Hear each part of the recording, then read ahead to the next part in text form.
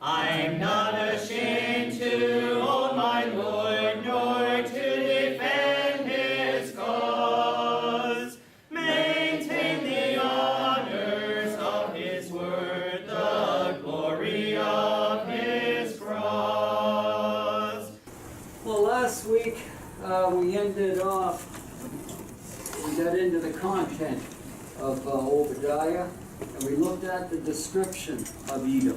Remember where it was situated in the mountains, and we had used that as a point of saying that helped with their pride, because they were a secure city and hard to attack for enemies because they were in the mountains. And so we moved on to the sins of Edom now, and we're asked how had Edom sinned according to the following passages. So we'll turn back to Obadiah, and remember, it is only the one chapter, so it's probably 2 pages in your Bible. Obadiah is a tricky one to find. Follows Amos. And so Obadiah 1 and verse 10. Tammy, we'll start with you. Oh, you're not up? Okay, Gordon, we'll start with you. Because of the violence done to your brother Jacob, shame shall cover you, and you shall be cut off forever. Okay. Before you answer that verse that Gord read, here's what God commanded Israel. Back in Deuteronomy 23, I'll get that and read it for you. Help us with our thoughts. Deuteronomy 23 and verse 7. God said to Israel, "You shall not abhor an Edomite, for he is your brother. You shall not abhor an Egyptian, because you were an alien in his land." So God's telling Israel in that verse a long time ago that they were to neither hate the Edomites or the Egyptians. The Egyptians, you would think you might want to have a little hatred towards them because of the way they were treated in bondage, but God said no, you don't abhor them. So the verse that Gord read now, what is Edom's sin here? And should they have known any different? What does it say they do? Violence against their brothers?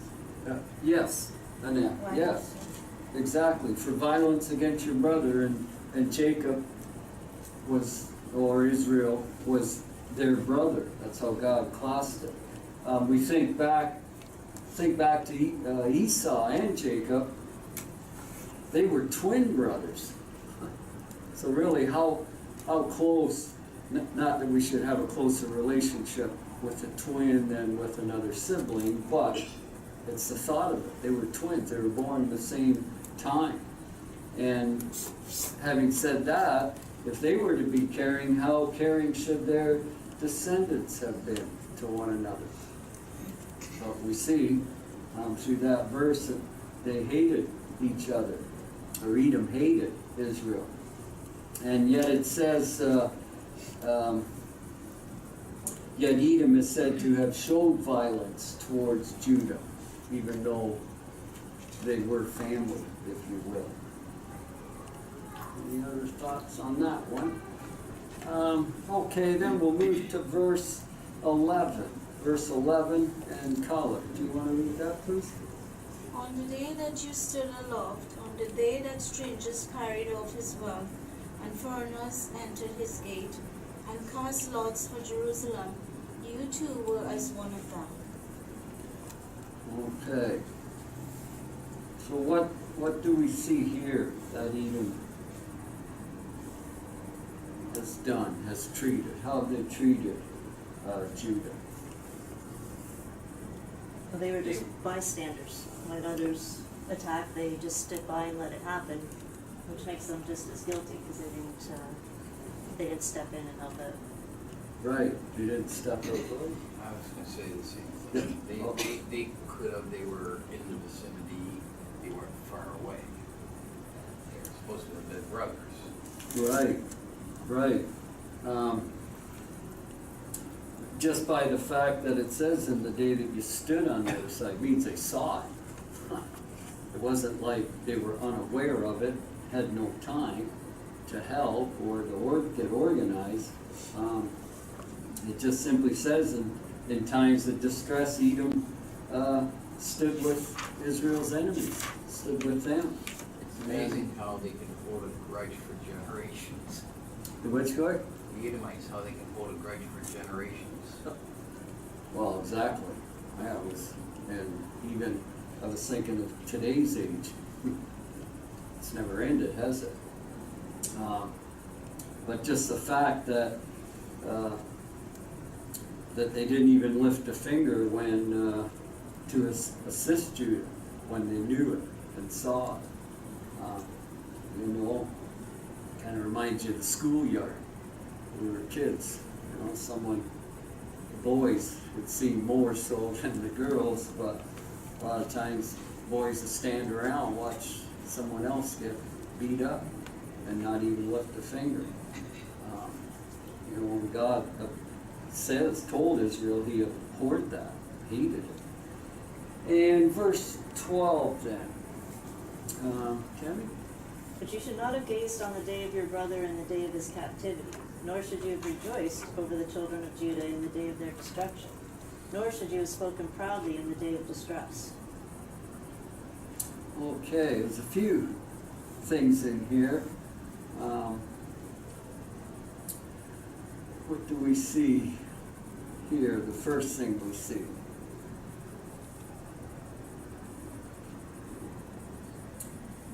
Kind of. They gloated.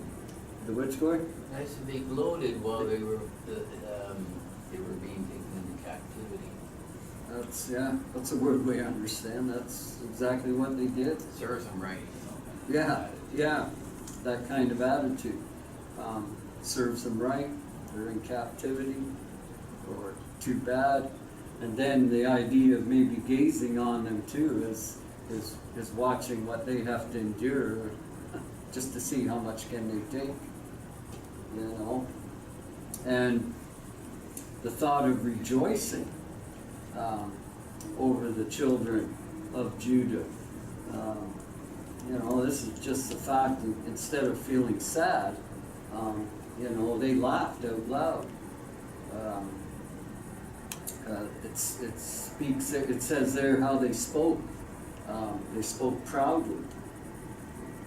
So for sure they would have been laughing and boasting of themselves, maybe so, and saying, well, look at Judah. They've been taken into captivity. Where's their God? Maybe they said. We just see a total disrespect. And then verse 13. Annette? Thus shall you have entered into the gate of my people in the day of their calamity. Here thou shouldn't have looked on their affliction in the day of their calamity, nor have laid hands on their substance in the day of their calamity. Okay. Was I in all right. Okay. So what do we see here? Something almost worse if we dare gauge sin, but we see something worse here than they'd already done. They'd already laughed and mocked, took pleasure in what was happening. And then what do we see here in this verse? Looted after they were taken into captivity. Looted, you said? Yeah, exactly. So once they were carried off, they went in and looted their city. Went into their houses, stole what they wanted out of their homes. That's pretty low, isn't it? Really, when you think about it.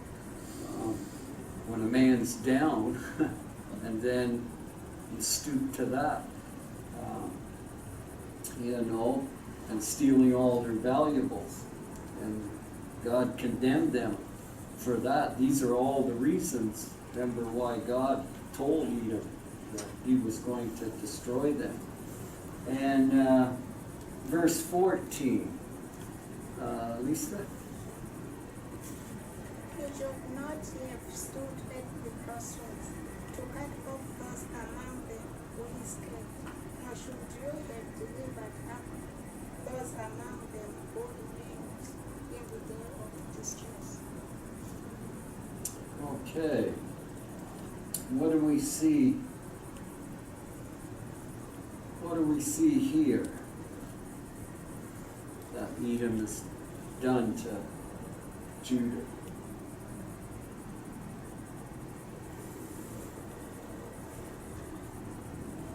Well, they made sure that no one escaped. Right. They caught them, brought them back, or turned over anyone that had hidden. Somehow it got missed. Right, Tammy, right. It speaks of a deliberate action taken by Edom here. When the Jews were able to escape their enemies, Edom blocked the passes. Maybe through the mountains, or they were escape routes of some sort through the mountains. Edom blocked it, so they couldn't escape.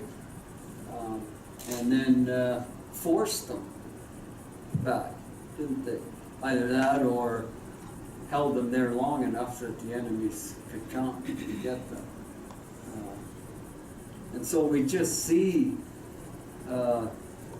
here despicable actions, isn't it? And yet they were brothers. At this point now, it's not Jacob and Esau, but it's the nations. They were brotherhood of nations, and yet, it'd be like us in the United States treating them this way, if we were able to do that. Pretty sad state of affairs, isn't it? And especially, in Edom knowing that Judah was God's covenant people. We just see that hatred in the very beginning was allowed to fester, wasn't it? And as someone mentioned last week, obviously the elders and parents of each generation obviously didn't teach the next generation that, no, this isn't how you treat a brother. God has chose Judah, chose Israel, so then we live in peace. But as we see, the hatred just never ended. So we move on then, no other questions. And we come down then to the judgment on Edom. God's told them what their sins were. And now we come down to what is going to be brought down upon them. And Obadiah made it known that God had made a promise that he was going to bring certain destruction upon Edom for her sickening sins. And he told them what they had done wrong. Obadiah, through what Obadiah told them, they should have changed. They should have repented and changed, but they didn't. And so now judgment's being passed upon them. And in verse 1, Obadiah 1, well, there is only the one chapter again, but in verse 1 here,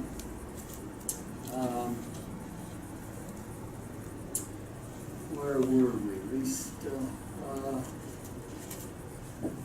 Naomi, do you want to read that? Okay, Obadiah verse 1, please. 1:1. Verse 1. Okay, thus says the Lord God concerning Edom, we have heard a report from the Lord, a messenger has been sent among the nations. Rise up, let us rise against her for battle. Okay, so what is God, what is Obadiah here announcing that God's going to do with Edom in judgment, as a judgment. What's going to happen to them here?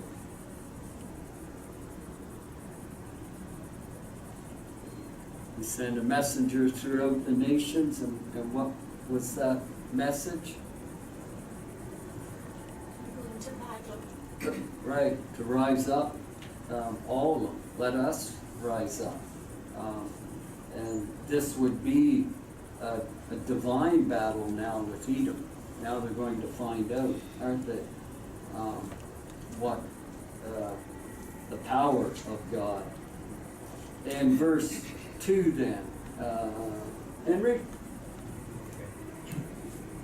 Behold, I will make you small among the nations. You shall be greatly despised. Okay, what do we see here?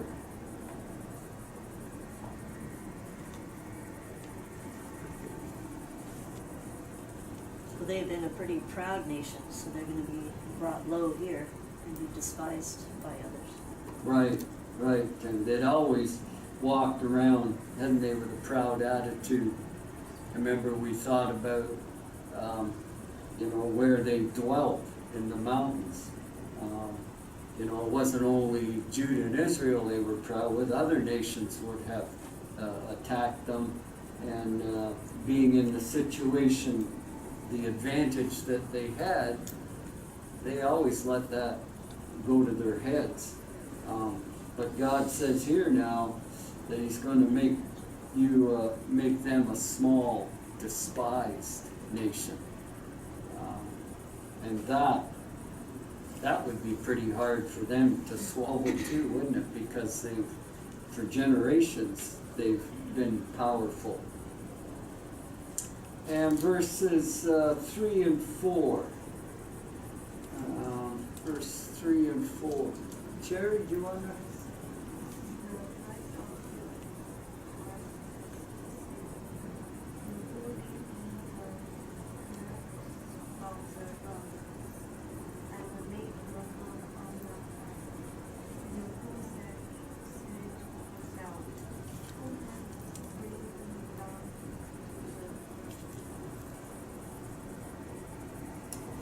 Okay, we kind of have been touching on this, but what do we see here? Verse 4. Which score? Verse 4. Jerry didn't, just 3 you read?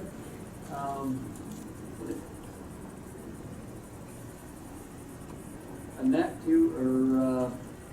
Annie, do you want to read verse 4?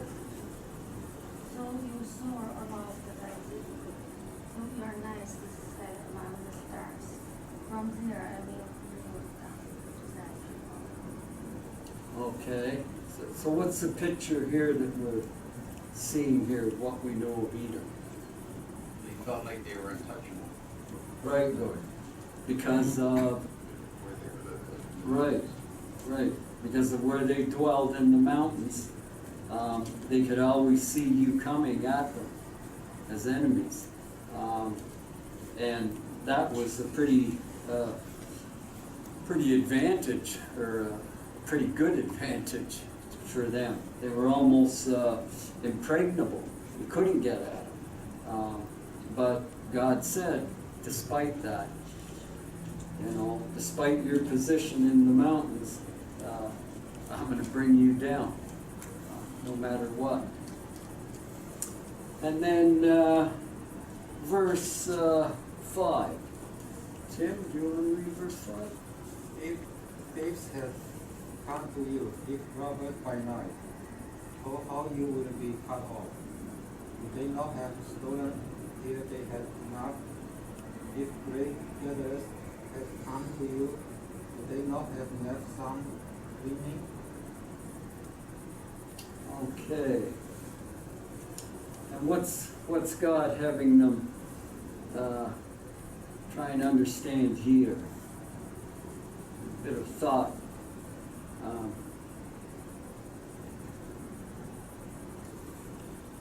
He's using kind of analogy here of thieves and robbers coming to them. Would they have not stolen till they had enough, is what he is saying. And then the idea of great gatherers had come to you. Now he's doing the opposite contrast. Would they not have left some gleanings? You know, they wouldn't have taken everything. But robbers and thieves will take everything they want. And we see here that, what verse was that? 5? Right. God would leave less behind than the thieves would, and less than the grape harvesters would leave in the fields. He's trying to have Edom understand, I'm going to wipe you out completely. There'd be nothing. You know, sometimes looters don't take everything, but God was going to wipe them right out, all their belongings and everything. And verse 6, Sandy?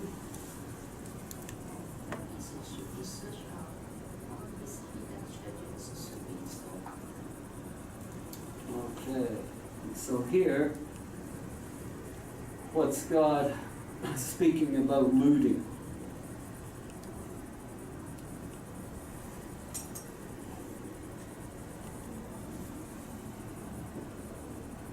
What? Everything would be exposed, nothing hidden. All the treasures, everything would be taken. Right, Kyle, that's a good point. Yeah, everything would be. You know, I'm sure as we see here, hidden treasures, real valuables of kings and that would be hidden, especially in the mountains. But they're going to be gone, God's saying, isn't he? Nothing is hidden from him.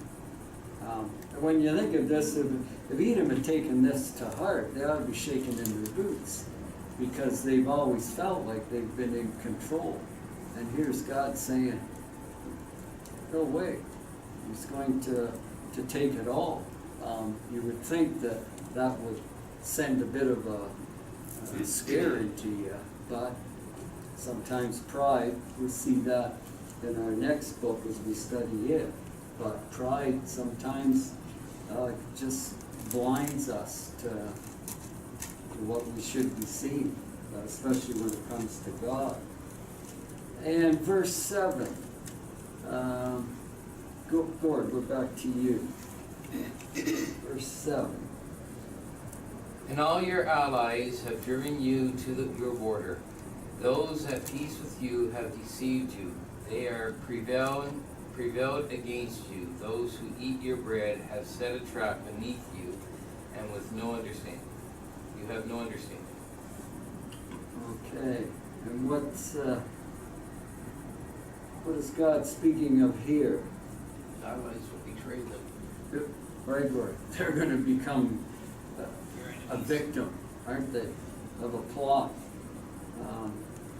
What's that saying? You live by the sword, die by it. What goes around comes around. Right, yeah. What goes around comes around, exactly. When you deal with that kind of mindset, a selfish, prideful mindset, in people, there's no one that backs off. Everyone is looking for what he can get, and God is going to use them, those type of nations, to help to destroy Edom. And he's warning them of that. And yet we see that didn't help neither, did it? And verses 8 and 9. Kali, you can have 8. Tammy, you read verse 9. Will I not on that day, declares the Lord, destroy wise men from Edom and understanding from the mountain of Esau? Then your mighty men, O Teman, shall be dismayed, to the end that everyone from the mountains of Esau may be cut off by slaughter. Okay. And who are these verses speaking of against? What type? what type of inhabitant of Edom, I guess we could say. Well, the ones that would be the leaders would be the wise and mighty. Right. The wise men, the strong men, they're going to be what? What's he saying about them? You'd be slaughtered. Yeah, they'll be slaughtered, they'll be destroyed. You know, you think sometimes a picture of this you see on the news, sometimes these tyrants that are running nations, and they always have an entourage of men, bodyguards around them. They're pretty proud people, and they, within their own minds, think that they are indestructible. Nothing can happen to them. They can rule as they want, you know, and keep the common man under their thumb, and they're safe. Well, those are what I picture here in Edom, those type of men. And God's telling them, you're going to be destroyed. You know, no matter what type of power you have, no matter what type of help you have, you're going to be destroyed. And verse 16. Nat, do you want to? As we have drunk upon my holy mountain, so shall all the heathen drink continually. Ye shall drink, they shall drink, and they shall swallow down, and they shall be as though they had not been. Okay. What do we see here of God's judgment?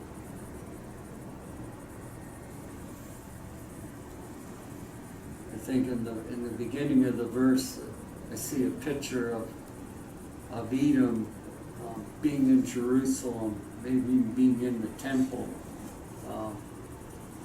rooting, mocking, and laughing, and also other nations, but that's speaking, I believe, of Edom. But what do we see here? What's God saying about them, about the judgment? So it sounds like they're not gonna have any evidence of the Edomites being there. Other Right. nations are just gonna move right back in, right in there. Right, or, yeah, that's I could exactly. be wrong, but that's my No, that's- feeling. That's kind of my thought, that's what I see. God's judgment's gonna be so severe, it would be as if he never even existed. You know, you're gonna lose everything. And the thought of other nations moving in too, taking over, taking their land.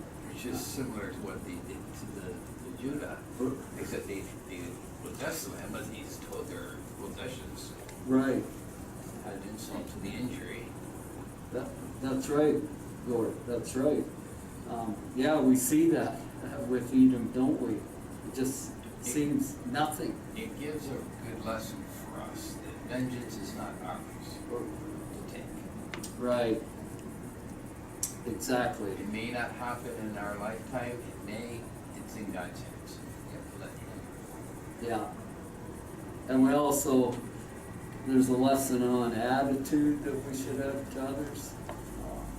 And like you say, yes, vengeance belongs to God, not us. Our duty is to strive and teach others and bring them to an understanding of the gospel as much as we can. And that's it. We're not to take revenge, or not to try and find subtle ways of moving around and moving other people so they might be ashamed. Or we might laugh at them or mock at them, you know. But Judah is the one who, that's the punishment God put on them for the deliverance to go to, not deliverance, where God sent them to Babylon as a punishment. That's their punishment. Right. So don't think that Edom had no rights laughing and mocking and scorning and trying to add about to help God out. You can't do that to say, okay, I'm going to help punish this one. Right, As God said, vengeance belongs to God. You do not add insult to the injury. God is going to come back and deal with you too. So even though he's punishing Judah there, all the punishment, all the goodness belongs to God. So we have to just do our part and not. That's what they didn't do. right. That's right. It's in his control how he deals with everyone, isn't it?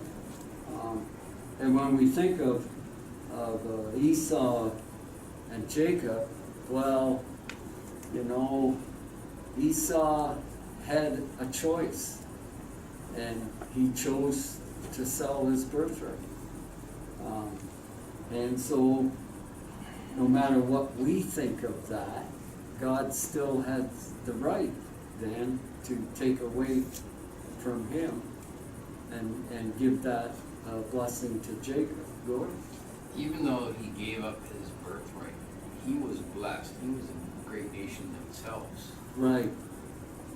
Right? God did make that promise Yeah. to Israel that through his seed, all nations will be blessed, and he is part of that seed. So he was blessed. He wasn't scrunching out in the desert for daily rations. He grew into a big nation. Right, exactly. Good. And who knows what could have become of Edom had they done as God asked them and got rid of this selfish attitude of destroying Judah. Who in their right mind would say God wouldn't bless them? You know, except they followed their path, didn't they? God's proven that he will bless those who do his will. Right, Over yeah, and over again. exactly, Corey. We see Or that. even, people who were non-Christians were blessed because they kind of followed God's will, but they didn't know about God. Right, right. Well, we're gonna see that in our next study, but God desires all men to be saved. There is no, God chooses to save you and not the next person. And so likewise with Edom and with Esau and Jacob, I use that as the nations of Israel and Edom.